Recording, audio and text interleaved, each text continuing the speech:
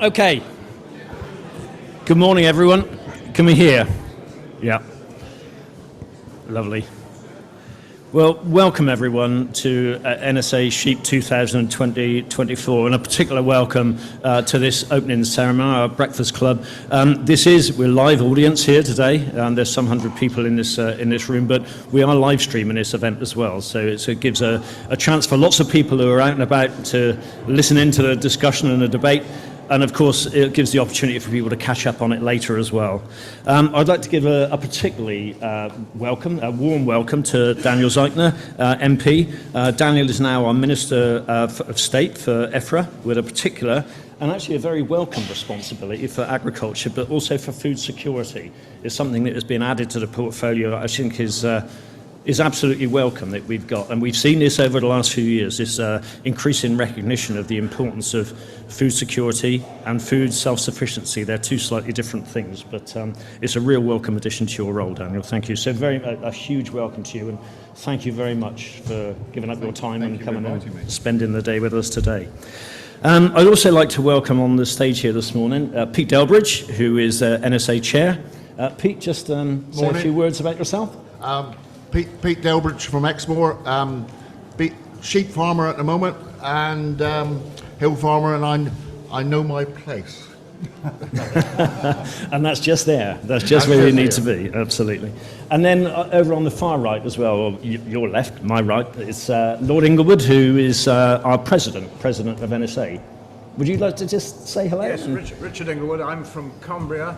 I have a sheep farming enterprise, which I've been involved in running now for towards 50 years, and I went to Newtonbury College as well as the university situated in his constituency. Great, thank you, Richard. So here we are, already a great crowd arriving out in the on the showground, and I'm sure many more will come later today. Daniel, this is the NSA's biennial national sheep event. We hold this every 2 years. It's a great event where we bring together almost everyone and everything that has got a relationship with the sheep industry. I hope that you enjoy the time that you spend here today, and you leave with a greater insight, I guess, into the breadth and the diversity, the depth and the enthusiasm that is part of our industry. And it may be worth just starting with you, giving us a bit of an introduction to yourself, really, and talking a little bit about your hopes for the future, just for a couple of moments. Very good. Well, look, thanks, Phil, very much for the very warm welcome and the introduction this morning. And thank you, Peter, for running an excellent event last night, which obviously many of you were at and I think thoroughly enjoyed. I am your minister. I was appointed 3 weeks ago as the Minister of State. And although titles don't tell you much, I think the fact that we chose to put food security and rural absolutely right up there in lights in terms of the job that I've been given to do by the Prime Minister, I think is of some significance. And let me say a little bit about each of them, but before I do that, let me say we very much recognise the pressures and stresses that farmers across all sectors have been under. I was just talking to someone on the way in who was talking about the mental health pressures and strains that people are facing. We recognise that with extreme weather events, we're not just seeing it in this country, across Europe, across the world, we are facing very, very challenging times. So we absolutely understand how difficult it is working in this sector. But the reason we put food security in the title is because exactly as you say, Phil, over the last few years, it has become clear that for a range of reasons, not least the changing geopolitical circumstances internationally, it seems to us to be sensible to be putting food security right up there as one of our top targets. Now, it's a complicated subject. Of course, we're a trading nation, and of course we'll always be exporting and importing. But I am not agnostic about the amount of food we produce in this country. I think we should be endeavouring to produce more. And there are some sectors, obviously, where we're particularly weak in the fruit and vegetable sector. Your sector, of course, produces for export, and we absolutely welcome that. But we also recognise that some of the changes in our trading relationships, particularly with the EU, aren't making that any easier. And we also recognise that in perhaps the short to medium term, there are threats and challenges from some of the trade deals that we've inherited from the previous government. Now, there's no point going over old ground. we are where we are, and the attitude that Keir Starmer, Rachel Reeves and the government are taking is that we have to take stock of the current circumstances the country finds itself in and move forward and look forward. And that's the mentality that I will try and bring to this brief. I'll be completely honest with you, I want to do this job for a long time. It's a job I wanted, said I wanted. I did it in opposition for the last 4 or 5 years. In politics at the moment, sadly, that's quite a long time. But I think this is a complicated brief. It's a complicated industry. It's one I've learned to really love so far, and I'm sure as I get to know more, I will become more and more intrigued about it. I'm under no illusions. Everybody in this room knows more about it than I do, and that's why I'm here, to listen and to learn. But also in government, you have to make decisions, and sometimes you have to make decisions quite quickly. So we're on it at the moment. We're taking stock. Over the summer, we'll begin to set out our vision for the food system over the next decade, and it's in that context that I hope we can have a really, really good discussion this morning. But again, thank you for the extraordinary warm welcome I've had. I've really, really appreciated it. Great, thanks, Dan. I'm going to stand up, actually. I feel like I'm sitting behind some barrier there, so I'm going to stay. Well, if I stand up, it's going to... Absolutely. Well, there you go. But still, I feel like I'm standing behind a barrier. But, I know my place.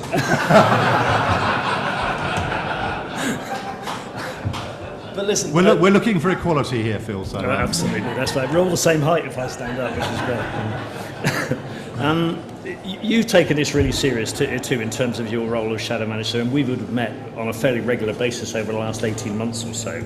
And I've always been impressed with the level of interest that you've had, and I suppose the balanced view that you try to bring to this role as well. But by goodness, it must have been different when you woke up on the 5th of July, the day after the election, and realised that you weren't now in the opposition, chucking rocks and criticising and saying how good things could be. To wake up that suddenly it's yours, it's your responsibility to take forward. That must have been quite sobering, I would imagine. Well, it is, and I hope we didn't spend our time in opposition chucking rocks. And I have to say I was very impressed with both Rishi Sunak and Jeremy Hunt's speeches after their concessions, effectively, because they wished the new government well. And that's right, because in the end we should all have the interests of the country at heart. Politics is, by definition, sometimes confrontational, and it's the job of the opposition to interrogate and ask questions. And that's what we did in opposition, and I'm sure that's what the new opposition will be doing. But yes, you're right. I mean, it's an extraordinarily exciting moment. In fact, for me, it was a kind of two-stage process, because I've lost more elections than I've won. I'm now at 4-all actually in parliamentary elections, which is kind of feels at my age it's the wrong time to get to parity. To need one more to get ahead. But very bad start. 4-0 down I was at one point. So on that morning, when it was clear that substantial change was going on, actually for me it felt like it was only the first part of the task. For me, the really anxious bit was waiting a couple of days to get a call for the Prime Minister. And you read about it in people's memoirs about how it works, and it's exactly as you think. You start hanging around hoping the phone will ring. And I was actually out in the garden with my partner, and then suddenly the phone did ring, and I saw who it was from. And at that moment, my heart leapt, because I thought, this is probably the call I've been waiting for. But what I really wanted to hear was the responsibilities I'd be given. I was very keen to be the Minister of State. When the Chief Whip said to me, we'd like you to come into the Parliament as Minister of State, I'm afraid there was a little bit of that punching the air, rushing and behaving in a thoroughly juvenile way. But obviously I readied myself for the call from the Prime Minister, and ever since then, it's been very full-on and quite sobering. It's a big task. Great. And it's not all about you, is it? You've got a team around you as well. Would you just like to say a few words about the wider team? Yeah, colleagues in the department, and pretty much as predicted in the House of Lords, Baroness Hayman, who Lord Inglewood will know well, and I think is an experienced and is indeed has a small holding in Cumbria herself. My colleague Emma Hardy, who has done a lot of work on flooding, which I think is relevant to the industry as well as to the wider community. And Mary Cray, who has returned to Parliament, but very expert, who chaired the Environmental Audit Committee for a number of years. So alongside, obviously, the Secretary of State, Steve Reed, who some of you have seen on the national media round at the weekend.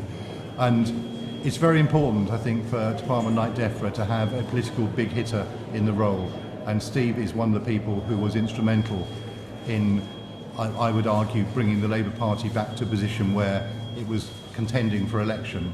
And he has a big role, big influence, and he and I are very close, which is very important. And I guess some of the imperatives that we've been tackling or dealing with over this last, decade or more, I guess, aren't going to go away. You know, we've got these big global challenges ahead of us, such as climate change, the nature crises, the protection of our natural resources. And today, I'm not going to do it now, but later today at 11 o'clock, we're launching this new report, which is UK sheep farming and a sustainability agenda, where we point out the fact that this industry is out there working in the natural environment, and we're multifunctional. You know, this is not just about producing a protein for sale on supermarket shelves. You know, we produce a fantastic product, but we're also responsible for producing a great landscape and a great environment, and we want to work, we have to deliver to those other agendas as well. So that wider team, I guess, is going to be really important. That interest in water quality that's come out very importantly over the last week or so. But delivering to that wider agenda is going to be really, really important. I think it's been encouraging to see Keir Starmer straight off the starting blocks get out to all of our devolved nations. We're a UK-wide organisation. This industry functions across the whole of the UK. We move and trade sheep across our national boundaries, and of course diseases and parasites don't respect those borders as well. So to work as one is important. So again, I would imagine that's going to be a large part of your hopes for the future, that we can start to work more as a UK. Well, indeed, and actually when you asked about the team, I talked about my immediate parliamentary colleagues, but I have to say I think to meet these challenges it absolutely needs a collaborative approach across a whole range of people, both politicians and all the organisations and all the people who are actually working in the industry, because these are shared challenges. It's not one person's responsibility. The government clearly has a key role, I would argue, in providing leadership and vision, the right laws, regulatory frameworks, but the government doesn't farm sheep, you do. And we don't maintain the landscape, you do. So we can only achieve the outcomes that the country wants us to achieve working collaboratively with you. Now, the relationship with the devolved administrations, I think, hasn't always been easy. And I'm not pretending it will get easy just through a change in government at Westminster. But you're absolutely right.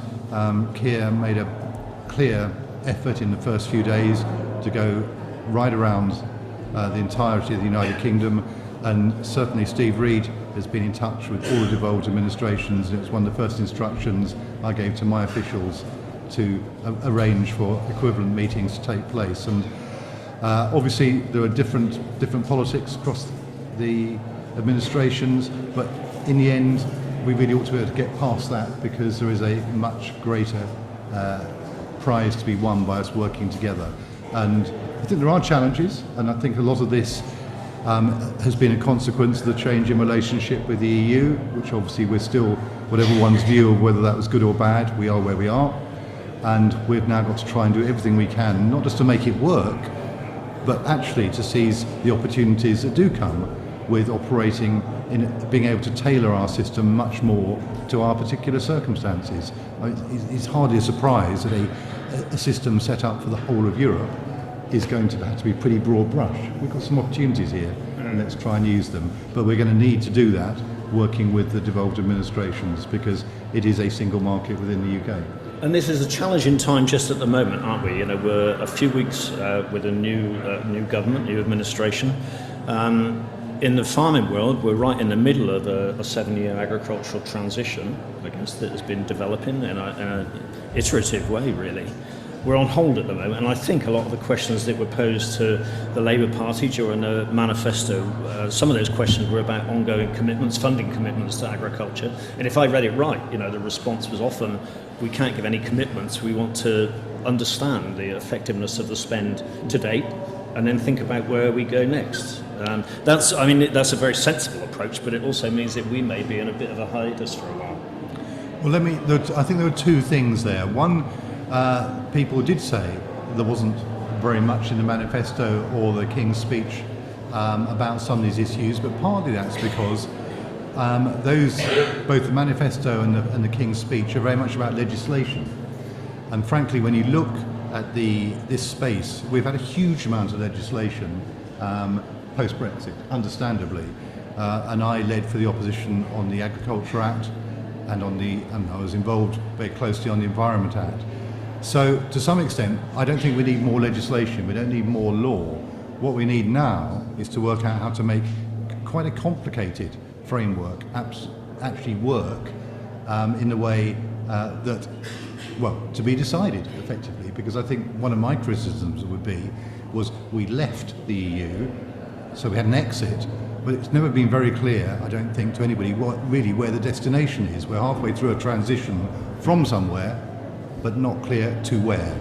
And that, I think, is the big challenge, and that's the one we'll be picking up over this summer, and we'll be talking to you and to others about that. So I think that's what we've been hearing right across every sector has been saying to us. Well, where are we going with this? What is the plan? We've got the tools, but what is the vision? What is the plan? And that's what we're going to be working on. And on the money, you are absolutely right. Of course, we couldn't commit in detail, and clearly overnight, the Chancellor's had to make and yesterday made some big announcements and some very big decisions.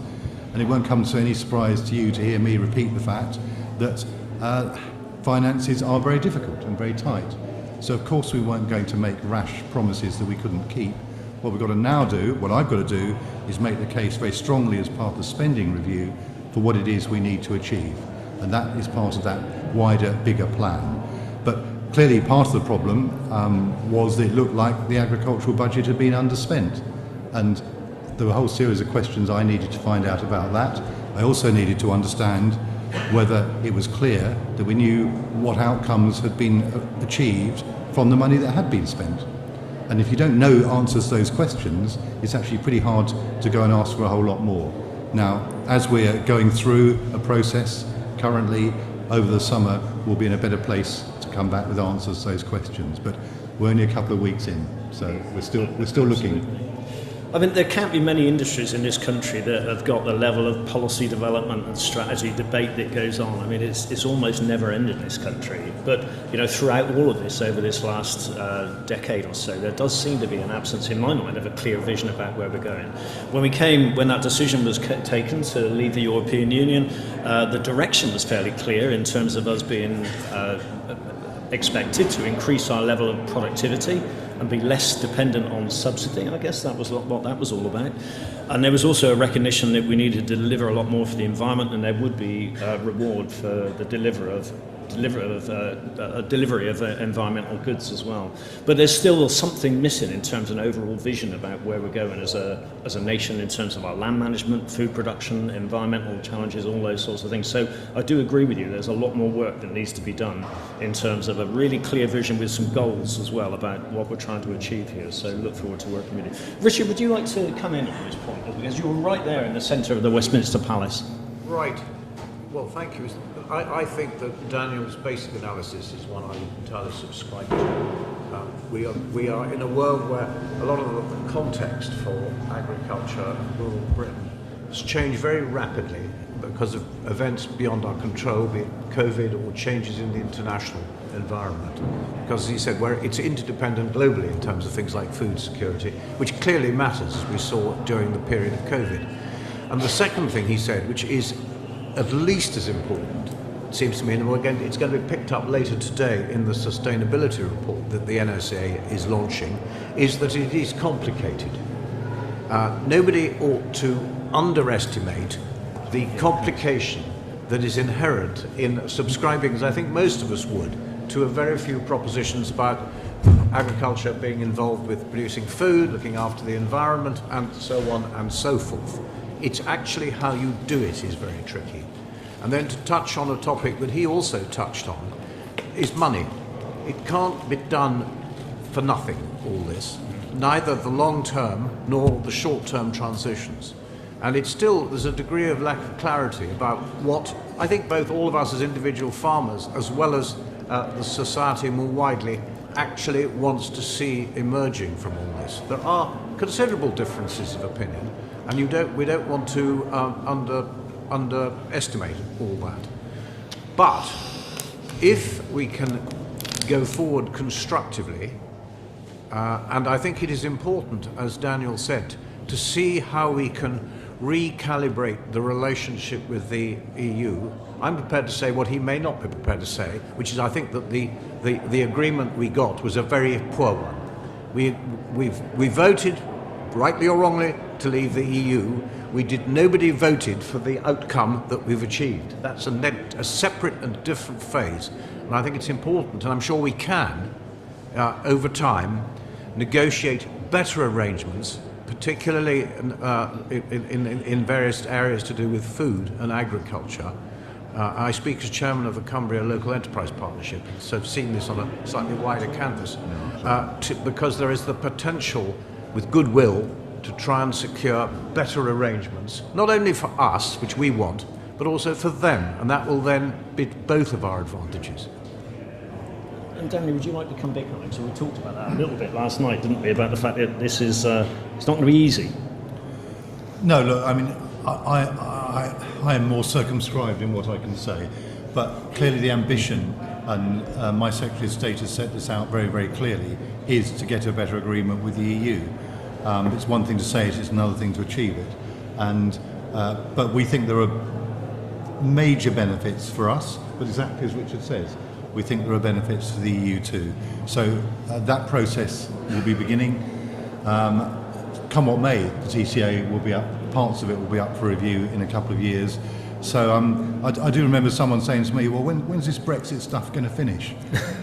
And I said, well, frankly, you know, it's never going to finish because the relationships have always got to be administered.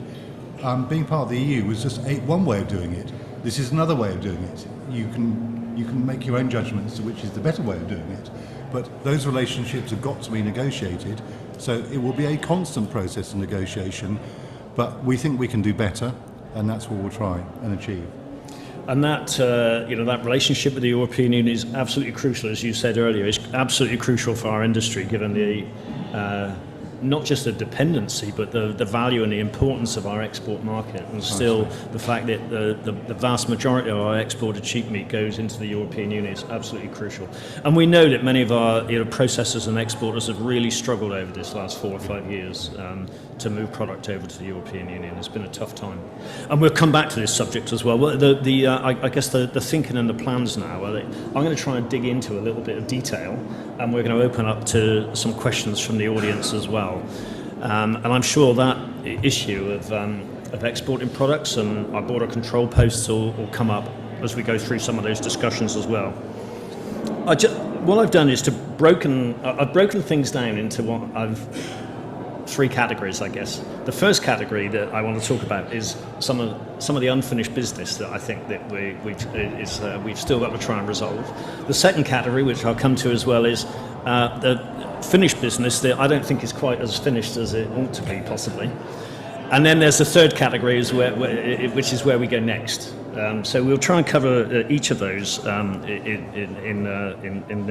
in sequence, really. So unfinished business. We've been working for a number of years now on. John will smile about this, but and I know this one's just around the corner. I'm in a bit of luck, but things like mandatory price reporting and classification for the sheep industry. We've been working on the livestock and dogs bill, to try to reduce the effect of of dog attacks on sheep. We've been working for years on looking at a new system of aging sheep to try to overcome this problem of carcass splitting, which is a completely imprecise science at the moment. And the other big one that I need to mention is that a number of us have been working for many years on trying to legalise the production of skin-on-sheep products for the West African community. Smokies is in some people's language. So there's all these things that I feel we've been working on for a decade, possibly, that we're not managed to get to get over the line, When can we start to pick them up again? When can we start to discuss some of these things again? Well, you'll be delighted to know that I've been given clear guidance from the department as what I can and can't say. And you'll also be delighted to hear that it's progressing well, but it's too soon for me to be able to give you an answer to that, Phil. Okay. No, frankly, I mean, I've looked at all these things, and I think I've asked myself the same question. It's taken a long time, and can we not move more quickly? So I think I hope you will see a change in attitude from a new government, which I think is what you get, hopefully, with a change. You get a new look, a new hopeful sense of vigour and enthusiasm, and there are things that have been stuck for a long time. Hopefully we can unstick them. But I can't give you any clear answer on any of those in particular. But what I can say is we will try and reinvigorate the process, because we can see the benefits on a number of those things, and you've been asking for a long time. And so many of these things are connected, and this won't be the biggest issue for many people in this room, but it's a really good example of where things need to work better. We worked with AHDB for a number of years to come up with a set of protocols for the production of skin-on-sheep products, and it's a really important market for our West African community. And those people are going to get those products, whether they're made available or not, they will get access to them, We've not managed to get that over the line at all, even though we came up with a set of protocols that was approved by VMD in terms of the veterinary medicines residues, We've not managed to get it over the line. We've now seen an issue with some of the border control posts where we're seeing products being imported into the UK, sometimes to satisfy those markets for products that can't be produced here, and it's really exposing us to some risks in terms of disease coming into this country, African swine fever, foot and mouth. We'll come back to this one again in a moment, but these issues, they're not just singularly focused issues, they're things that have got knock-on effects and benefits as well. Well, you're absolutely right about that, and obviously I've looked with some dismay, as I'm sure everybody else has, at the reports in the trade press about some of the stuff that's been found at Dover, and I've asked some pretty serious questions in the first couple of weeks, and I'm trying to get some response to that pretty quickly, because I absolutely share your concern. I think any food and agriculture minister would be worried, deeply worried, about the threat of African swine fever, and it does seem to me that when you look at that, there's reason to be concerned. So obviously it links back to some extent to the previous discussion we were just having about how the post-Brexit system has been managed, and clearly there are some advantages in having better checks at our borders, but there's clearly quite a lot that at the moment needs to be resolved. So I can assure you we're on it, and we will try and find some ways of speeding that up. I think it's fair to say that when you go to other countries, you quite often see a much more vigorous campaign of protection, and I'd like to see that here. Okay. Again, we'll dig a little bit deeper into some of these things maybe when we start to get into a Q&A session. But I'll move on now to my second category, which is finished business, which is maybe not quite as finished as we thought it was going to be. You've already covered our relationship with the European Union, so I don't think there's any need to go any further on that at the moment. But we've still got a real carryover from our agreement with the European Union on the basis we're still not in a position to be able to export any live breeding animals to the European Union. There are no border control posts on the other side of the channel. They've got live animal facilities. We're seeing breeding animals coming into this country and going through proper biosecurity checks. That's fine. But our livestock industry, not just our sheep industry, we're very much seen as the stockyard of the world. We've got some fantastic genetics here. We've got some fantastic health programs. We've got a strong demand for our genetics, live animals over on the continent, and we're not able to ship anything out there at all. It definitely is. It's not finished business, our ability to be able to export breeding animals. Well, you're right. It is an asymmetric relationship, which I think would puzzle any objective observer of it. And again, that's something else that we are looking at.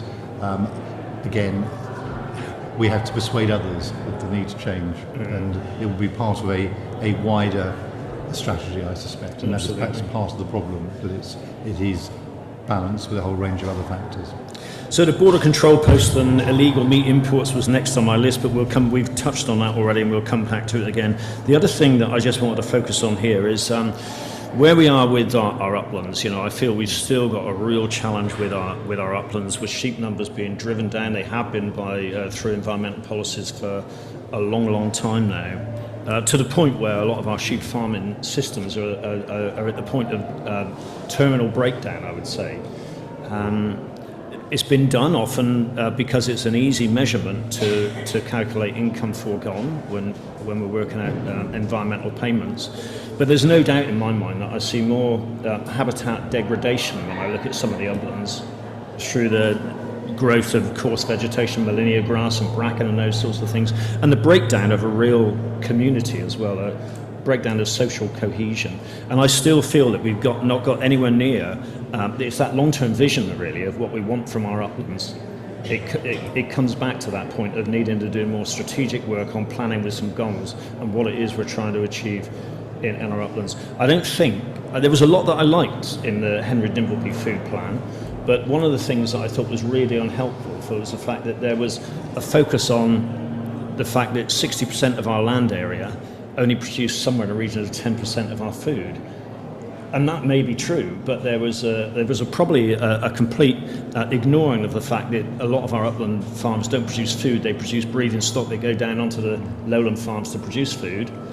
And there was an absence of understanding that our upland farms deliver so much more than just livestock. They deliver the landscape, the environment. If we get it right, the right opportunities for nature, those sorts of things. So there will be people in this audience that I know are passionate about this, but that the breakdown of that upland livestock system is critical at the moment, I would say. Well, there's a lot in that, Phil, that you just explained, and I think just in your few paragraphs there, you've captured the dilemmas in a way that possibly some of the analysis hasn't. And it's one of the things that struck me in some of the conversations last night, that the real complexity around this. And I absolutely share and appreciate the challenge. And obviously, this has been made by a number of people over the last few years. I think it's one of the strongest criticisms of the previous government's approach. I would acknowledge that earlier in the year, in the latest round of SFI announcements, there were genuine attempts to address some of that. But I absolutely appreciate your point that undergrazing can be just as damaging as overgrazing. So what we need to do is further tweak the SFI system to make sure that it can genuinely address that very complex set of challenges. I mean, what I would say about SFI, I've been very critical of it for a variety of reasons, but I would acknowledge it's a very sophisticated tool that's been created. But the question is, and with many, many levers, but when you've got that many levers, you've got to be very clear about what the goal is, which I think hasn't been sufficiently clear, and you've then got to work out what the effect of pulling those various levers is. And I think what we're finding, and what the previous government found, was that there are unintended consequences, and you then have to adjust again. Now, that is a very complicated system, and one of our criticisms of it was possibly it was overcomplicated, hard for people to access and use. But we've been very clear, we are not going to tear it up and start again, which I think would be disastrous. We have this wonderful phrase, we're not going to overturn the apple cart, and I think that's right. I think it's right to be committed to continuing the principle, but also recognising that so far it hasn't achieved all the outcomes that were sought. And also that as an incoming government, we will probably have some different outcomes we're seeking to achieve through it. And for me, it won't come as a surprise for you to hear as a Labour politician that the social implications of some of these changes matter deeply and profoundly. And I think that's partly why I very much wanted the rural part in my job title, because I just don't think it's been given enough attention by government in recent times. It's not trying to throw brickbats here, but I just think it kind of got lost quite often. At times, the responsibilities appeared to be in the House of Lords rather than the House of Commons. I think having it attached to the senior Commons politician is a clear sign that we're really taking this seriously. And if we're going to get that response, which does address the social and economic consequences, and let's be clear, economic success in many parts of the country is not just about food production, it absolutely is about the landscape quality, it is absolutely about the visitor economy and tourism. You've got to do all those things. And one of the things that I know you've asked for in your key asks is to recognise that food security is a public good. Well, we're supporting public money for public goods, but we're taking probably a broader sense of what those public goods can include. And food security is very much one of them, but also the wider socio-economic consequences. Sorry, it's a long answer, but it's a very complicated and important question. Yeah.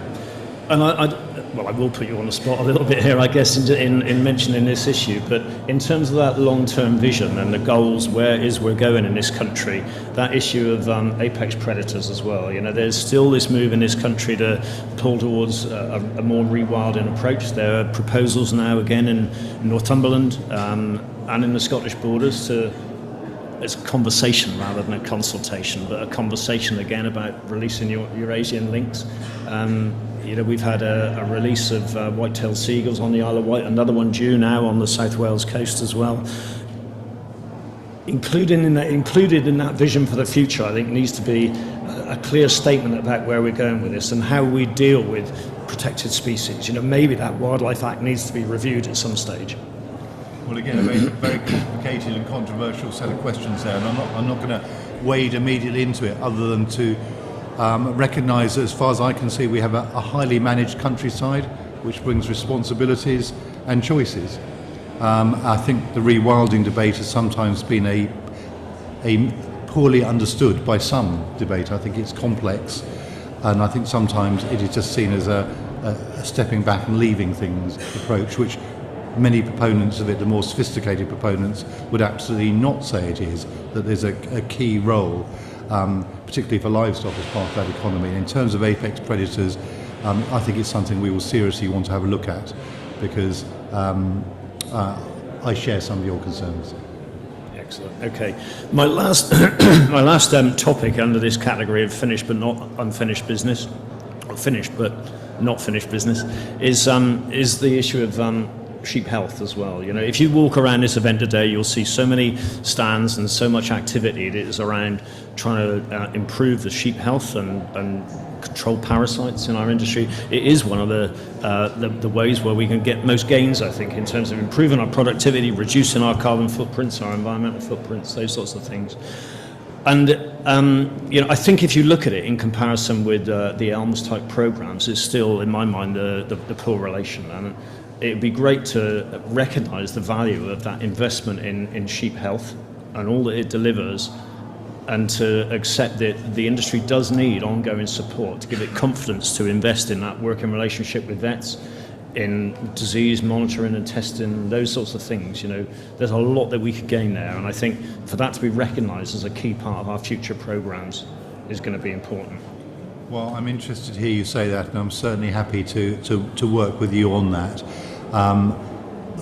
In our conversations, my sense is, as with every other sector, there are a whole range of experiences and uptake of new approaches, and what we need to find is ways of helping people adopt these better approaches to boost productivity, and also to embrace new discoveries and new science. It will come as no surprise to you, I represent the City of Cambridge, which is surrounded by some of our most brilliant scientists and researchers, and I'm very keen that the knowledge that they bring forth can be applied sensibly. So I'm very much with you on that. Excellent. Okay, well, let's move on quickly to where next. I guess this is the next, my next category, really. We've had some really interesting discussions around food as recognised as a public good. I think we share the same views on that. That's one thing, but I guess getting it weaved back into the programme of support in a way that doesn't distort our market is going to be really interesting going forward. And I guess I've always had the impression that your interest is very much around food security to a great level through self-sufficiency. There's a lot of talk about rebuilding public procurement markets, getting British food into schools, hospitals, prisons, those sorts of things. Again, that's another area where we need some real clarity of direction over where we're going, because it probably does require a slightly different support infrastructure, abattoirs, cutting plants, those sorts of things. So clear direction in terms of where we're going with trade, recognising again that our export trade is absolutely critical for our sector. And without the competition that export trade gives us, we would be in a poorer place, I guess. So direction around the way we farm and the way we manage land is one thing, but direction about where our trade goes, the contribution that trade makes to our economic growth, very, very important. All of that needs to be really included. yes, and you're right, and it is a complicated mix, and of course made more complicated that the world doesn't stay static, sadly. So you can come up with a vision, and it can easily be, I'm afraid, interrupted by global events over which you apparently have limited control. But that is what we'll be trying to do over the coming period, have a sensible conversation about this with people. We've got our own views, which I hope to some extent you've heard me voice over, not just today, but over a prolonged period of time. I think if you look back, there was that curious period with the first iteration of the Agriculture Act, where it appeared to be solely about environmental issues, not about food. And I think probably people right across the political spectrum would now admit that was the wrong direction at that time. The Act we now have, I think, is more balanced in that, and does offer a number of ways forward, particularly around supply chain fairness, which the previous government was advancing, less critical for your sector perhaps than some others, but on many of those things is broad agreement. And we, as I indicated right at the outset, my view is we don't need lots of new legislation. What the previous government struggled with, and I suspect any government will struggle with, is implementation now. And that's what we've got to try and do over the next period, working with industry, because there's no point politicians in Westminster issuing diktats which aren't workable and basically just won't achieve the outcomes that people are looking for. So this has got to be a dialogue between those of us who've got the authority to set the framework, and that you can't do that, we have to do that, but then it has to be a framework within which you can work to achieve those overall objectives. And I think there is broad consensus on this. We do have to tackle the climate issues. We are a nature depleted country, unfortunately, for reasons that we all know, but I don't think it is beyond us to actually achieve the right kind of balance and at the same time produce a high quality, healthy food product for our nation, which will also help tackle some of the very challenging health challenges we have as a country. So this is why it's so fantastically exciting. We are absolutely dealing with some of the most fundamental and important things that face the country, and I tell you, that's why it's a job I want. And something we've talked about a lot as an organisation is the importance of delivering to a lot of those social interests or societal interests through farming, not in spite of farming. I guess that's one of the challenges that we've got now. Richard, did you want to come in? Daniel's exposition of the problems is pretty spot on. I think it's complicated. It is incredibly complicated. But I think there's two things I would like to put down as markers. The first one is we know there's going to be financial problems, but the financial side of it from each farming business is important. And if taxation destroys working capital in farming businesses, it can't happen. And the working capital point, I think, is very, very important. And the second one is allied to that, which is, and you touched on it, is the implementation. There needs to be a straightforward, easy to operate interface between the farmer, the farming community, and the, for want of a better way of putting it, the administration, which is based on trust and is based on goodwill, and one that works straightforwardly for people, so that we don't want hiccups in the computer system in Whitehall, and we want to make sure that the people at the coalface, if that's the right phrase to use for people who are farming, are actually responding positively to the questions that are put to them, and in order to take the thing together as a kind of partnership. Thanks, Richard. Okay, well, it's time to open up a little bit for some questions, but I'm going to come to Pete first. Pete, having heard all of that, are you any more confident in your role as NSA Chair? Well, I'm going to get to a question in a minute, but to start with, I would like to thank you, Minister, for very much being with us here today. On behalf of the NSA, I wish you well and hope you will very soon be making progress on some of the issues that Phil has just mentioned. As such, I'm sure the NSA will work in a supportive way with you, your team, and all the civil servants in your department. We have a lot to do, but with the right incentives, investment, and above all confidence, Britain's sheep farmers, along with your government department, are ready to step up and help seek the solutions required to deliver the joined-up, sustainable, socially beneficial outcomes that we all desire. And bearing in mind the sheep sector is one of the few sectors that actually allows new entrants into agriculture and a step up the ladder. Believe it or not, I'm nearly 63 and have been farming all my life. I am still learning. And as a relative newcomer to farming, I guess you are too. So if you require informed, credible and well-balanced advice or information, my and Phil doors will always be open. And if we don't know the answer, we certainly know somewhere out there that does. As you go around the event later, you will meet many interesting men and women. The first thing you will notice on shaking their hands is that they're working hands. So they will speak with passion. They will also speak with knowledge, credibility, and above all, common sense. You will now have many Labour colleagues in new seats across the country, in many rural seats, and it's up to us and our members to engage with them. So I hope their doors are open too. Daniel, you have done the easy part. In opposition, you have been judged on your words. In government, you will be judged on your deeds.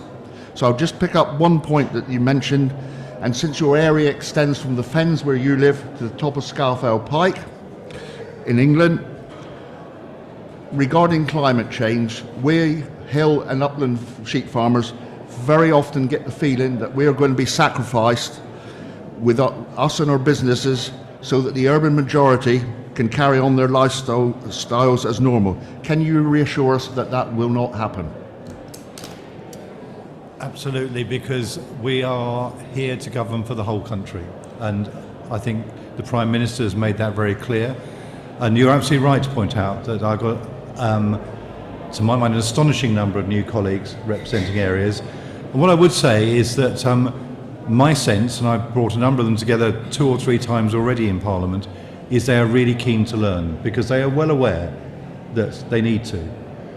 So it is one of those things, sometimes it can almost be counterintuitive. You think maybe these are people who don't necessarily understand and know in the same kind of way as you do, but they're there not to be farmers but to be decision makers and lawmakers, and they know that their chances of being returned at a future election will depend upon the impression they make on those communities. So that's partly why I am so determined to make this real pitch to say that rural England is key in terms of not just our food production but our landscape, but also it is something which the country treasures. If you look at the surveys of when you ask British people, whole country, urban and rural, what are the things that really matter? Rural England is right up there near the top. So it's a part of our national psyche.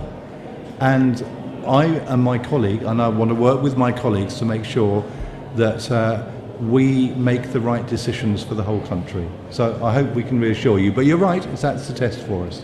Good. And the challenges within the rural communities are every bit as, they may be different, but they're every bit as big as they are in some of the inner city areas. Well, I absolutely agree with you there, and I think one of the striking things are the really quite depressing surveys showing low level of confidence in the farming community in the last few years. And I mean, there's a mixture of things there when you dig down into it. Partly it is the challenges from weather, although that of course isn't new, but it does seem that it's more extreme at the moment. But also uncertainty about the future, and that's something I hope we can address. But when you look at the state of rural services, it is pretty depressing to think that people are worried about getting an ambulance. They're genuinely worried about that and have good cause to worry. The state of some of the rural health services and some of the education services too. So it goes well beyond farming, this sense that rural areas have been left behind. And that is part of my job with my colleagues to make sure that case is being repeatedly made. Excellent. That's really good. Good. Thank you very much. Okay, short and sharp if we can. Let's get out into the audience a little bit. Campbell, quickly. My goodness, this is going to be challenging, isn't it? But Campbell, quickly. Short and sharp if you can. Campbell Tweed from Northern Ireland. I very much welcome the new government's attitude to detoxify the relationship with the devolved nations. There's a particular problem, I think, that we don't have a common framework for the industry to operate in across the UK. And I realise that will be complicated because of devolved ministries, but I think it's essential because we see very different things happening in very different parts of the UK. If that continues for a long time, there's taken a lot of opportunity away from people and a lot of perverse outcomes. Look, I was very pleased to have the chance to visit Stormont and meet Andrew Muir before the election, and we've been in touch since.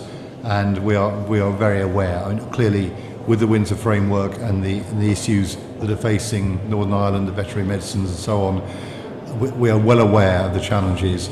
One of the biggest, but we will do everything we can to address them. We're well aware.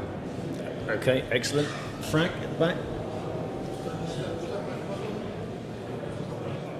Sorry, Katie. I'm going to make you run around the room now. That's terrible, isn't it?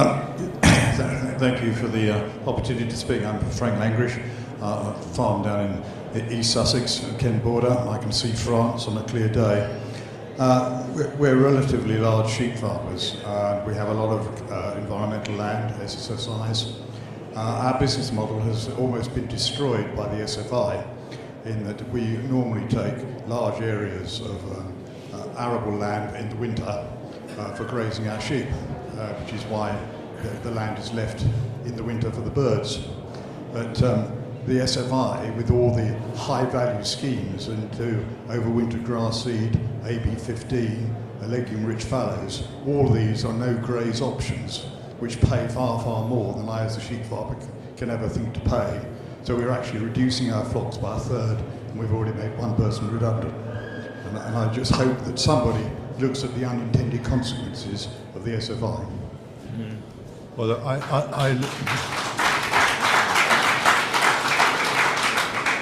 I think it's a point well made, and I alluded to it earlier. It is a complicated and sophisticated scheme, but you do one thing and it has an unintended consequence. So, very happy. Well, we're 3 weeks in, and I'm sure my colleagues will take a note of that, and we will go away and look at it. So, yeah. Excellent, thank you. Okay, lady on my left. Hello, I'm Jennifer. I'm a hill farmer from northern Cumbria, so opposite end to Frank. And I also work as an academic researcher in agri-environment schemes. And I'm curious to know, particularly given what Phil said about the complexities facing the uplands in particular, if you could say more about the role of countryside stewardship. SFI might not be perfect. It certainly is never probably going to be enough for the uplands, really. We need some sophisticated countryside stewardship models. Defra had previously committed to exploring further collaboration, payment by results and spatial targeting when they sort of moved from local nature recovery to retaining countryside stewardship. How are you going to sort of continue to move these key elements forward for hill farmers?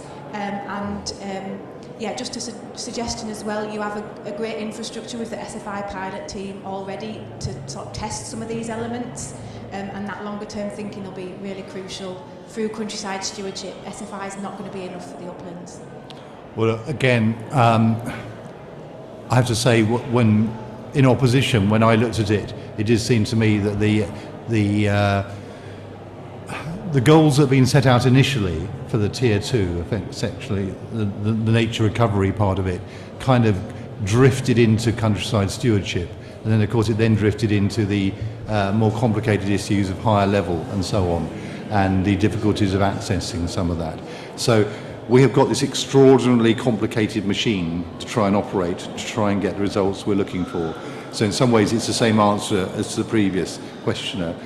We've got this complicated machine. We've now got to tune it to make sure it produces the results we want. But I absolutely understand what you're saying, and that is what we'll be trying to do. My slight concern is that as we tune it to do one thing, it then inadvertently does something else. But I think I'd probably, on balance, rather have a sophisticated machine rather than just a very simplistic broad brush approach which we used to have. So it is a challenge for all of us, and we need to work with you, and we'll do our very best. Excellent, thanks Daniel. Marcus.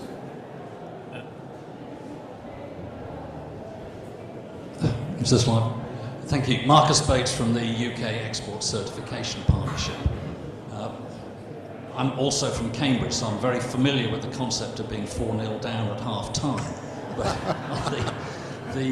Phil's already mentioned the problems that we've faced with moving breeding stock across through the lack of the border control post, and I really hope that we can find some solutions to that. But there's another aspect to our exports, which is market access to third countries. And over the last few years, we've had some big successes opening up the USA market for British lamb and genetics. But there are still some big targets for us to achieve. And these things take a long time. The USA took us 15 years. So China and the Middle East and so on will take an equally long time. Industry in this partnership remains really committed through support from AHDB and the other levy boards. But it's very worrying to hear these conversations in the last 48 hours about spending reviews and cuts for unprotected departments and so on. So I'd like to ask that you look very carefully at ensuring there's plenty of support for the Defra side of our market access partnership, because we still have a lot of important targets to achieve. So if I could ask you to make sure that we still have the support to match what's coming from industry, I'd be very grateful. Thank you. Well, it's a very important point, well made. And of course, there will always be speculation and rumour about what's going to happen through a spending review. That's part of the nature of them, I'm afraid. But look, can I assure you, Secretary of State's been very clear. He sees Defra as a part of the growth of the UK economy department, and he made that point very strongly in my presence to the Prime Minister yesterday, and the Prime Minister was very receptive to that argument. So we've got strong arguments to make, but of course it's going to be difficult because there are lots of really tough decisions and competing priorities. But we very much are looking to the future, and that's very helpful, and I will pursue it. Quickly to Chris. Just a really quick one, Daniel. I'm really pleased to hear you say that you're going to do more about the importations and as in at our ports. Because as someone that's a little bit long in the tooth and having been frontline in 2001 foot and mouth outbreak and sitting on multiple core groups with Defra for the last 20 years in my job now, it really frightens me when we get the reports from Dover about the public lanes where vehicles are coming in full of unchilled meat from countries outside the EU, and it's very frightening. And African swine fever, there was meat found a month ago that was coming from a country that has foot and mouth. If we can't afford to spend money now, we certainly can't afford a big disease outbreak, and I respectfully request that we really concentrate hard on making sure that our ports and airports are more secure than they are now. But thank you for saying that. Thanks, Chris. Thank you. Well, look, can I say that is very much at the forefront of my mind. It's one of the top things we're looking at. So, yeah. This guy here, yeah. No, right at the back. Yeah, keep going, and then next to Alistair. That's it. Thank you very much. The land use agenda in this country feels very much for the last 10 years or so as if it's been led by the conservation industry, with many stakeholder groups being led very much by stakeholders that aren't agricultural, aren't landowning.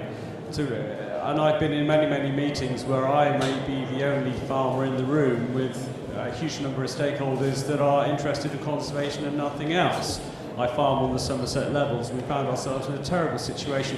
What I'm looking for is reassurance that in the future, yourself and your colleagues will give the landowning representatives and the farming representatives more credence when it comes to points being made than has been made in the past. And we won't be treated as if anything we say is biased.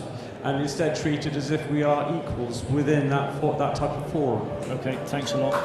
And then to the left, John out. John. Thank you. Minister, we're an upland farmers from Lancashire, and my question is about landscape recovery.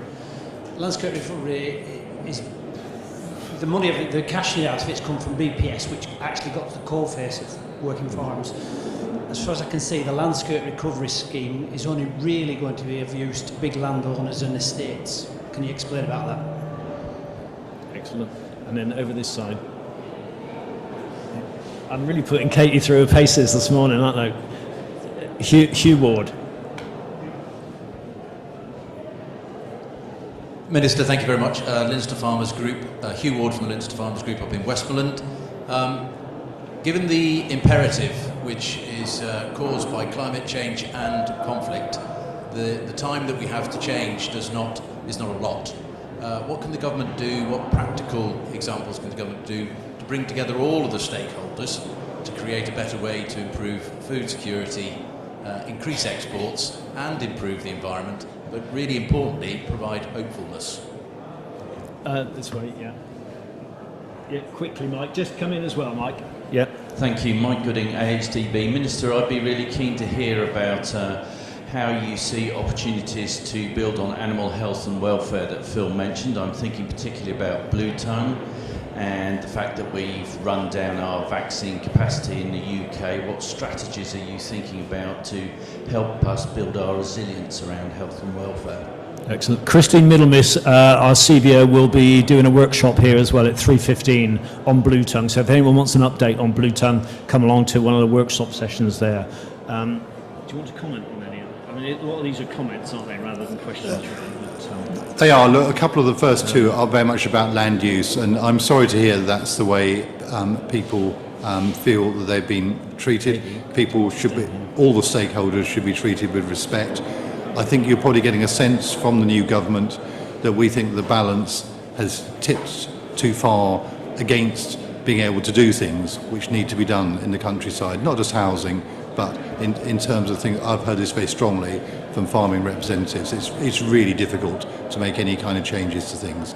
So altering that balance while respecting the fact that clearly we're not moving to an unplanned system, but it has become too difficult and too expensive to do things. So there's a clear change there. On the landscape recovery point, I hear that being said, and trying to get that balance right. I do think landscape recovery has a role. So far, it has not had the same pace and attention as the other two tiers of the environmental land management schemes.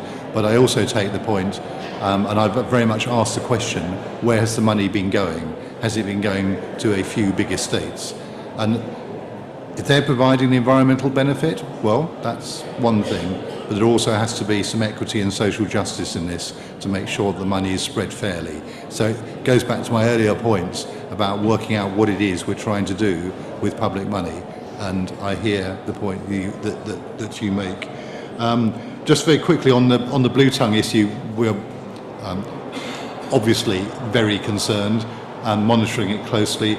Hear what you say about vaccine supplies. I'm afraid it's part of a wider question about our relationship with EU partners and the fact that it is harder for the pharmaceutical industry, whether it's human or animal health, to operate in a different environment. Again, from my Cambridge background, I'm well aware of some of the pressures and the difficulties, and I do speak quite frequently with industry representatives. We do need to make sure that we've got the appropriate responses in place. And on how we bring people together, well, that is part of that whole process.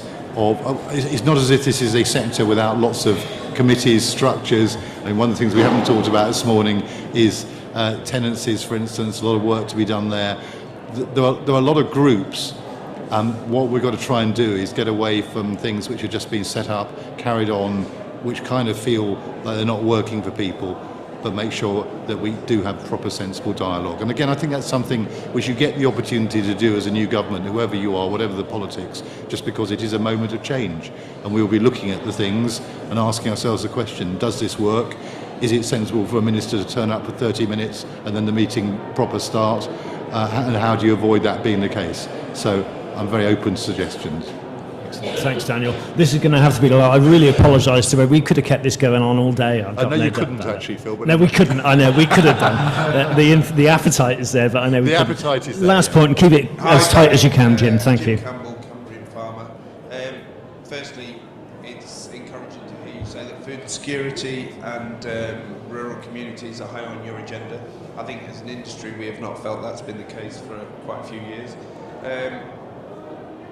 With the current drive for your net zero ambitions, we are finding that there is a big push for carbon credits, biodiversity net gain. The result is a huge change in the way land is managed. Up in Cumbria we are seeing land disappearing, driven by tax relief on inheritance tax relief on in-hand land, lucrative woodland planting schemes.